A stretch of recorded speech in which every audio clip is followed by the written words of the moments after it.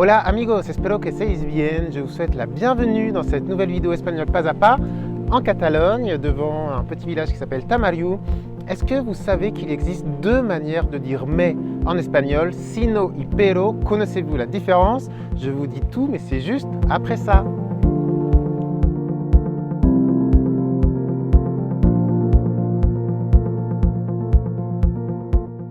Si ce n'est pas encore fait, n'oubliez pas qu'il existe l'e-book gratuit Objectif Espagnol dans lequel je donne toutes mes astuces et tous mes conseils de prof pour apprendre l'espagnol. C'est gratuit, c'est juste en dessous dans la description pour le télécharger.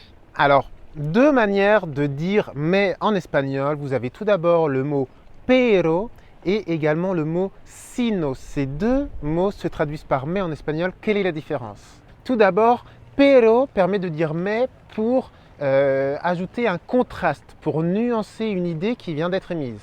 Donc ce premier mais, pero, sera toujours placé après une phrase affirmative. ¿Vale?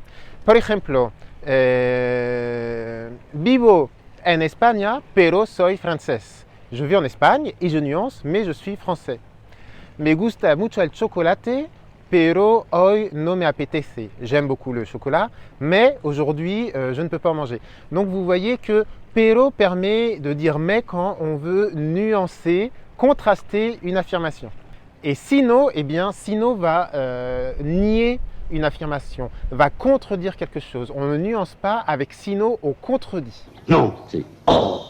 Donc sino va être utilisé pour contredire quelque chose. Par exemple, no vivo en Francia, sino en España. Je ne vis pas en France, mais en Espagne. Là, je contredis la première phrase et je donne une autre version. D'accordo? No soy bombero, sino profesor. Je ne suis pas pompier, mais professeur. Donc là aussi, je contredis. Donc vous voyez, sino sera toujours placé après une phrase négative.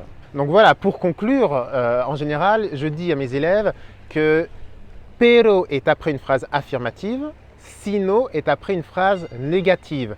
Mais ce qui revient à dire que pero permet de nuancer une affirmation, sino permet vraiment de contredire.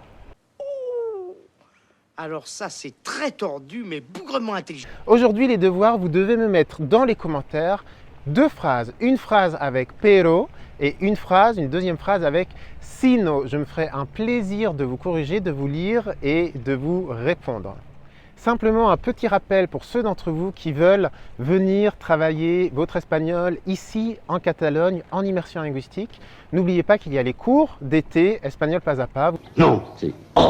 Vous pouvez venir une semaine dans ma salle de classe juste à côté d'ici à Barcelone dans l'Institut français pour recevoir des cours le matin, l'après-midi aller faire des visites, pourquoi pas aller sur une plage en dehors de Barcelone, tout cela en vivant chez l'habitant. Donc si vous avez envie de cours d'été avec Espagnol Pas à Pas, n'hésitez pas à m'écrire à ce mail espagnolpasapa@gmail.com.